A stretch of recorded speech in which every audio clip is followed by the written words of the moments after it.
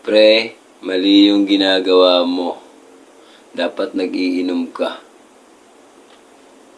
Anong mali sa pagpapatawa?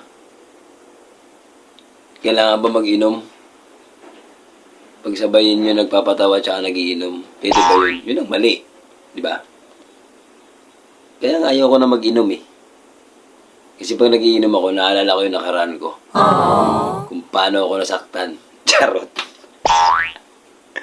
Pero wala na yun. Ang importante yung ngayon.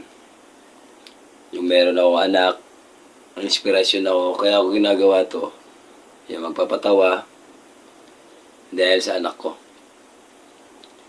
Siya ang aking inspirasyon kung bakit nandito ako, kaya kung anong ginagawa ko ngayon, nagpapatawa ako. Kukutongan kita! Mas mahalaga sa akin yung anak ko. Mahal na mahal ko yun. Ayoko mawala sa buhay ko yun. Kaya kung may mga anak mong kayo, kailangan yung alagaan, mahalin, at huwag niyo silang pagbubuhatan ng kamay. Dahil pag pinagbuhatan niyo sila ng kamay, sasapukin ko kayo.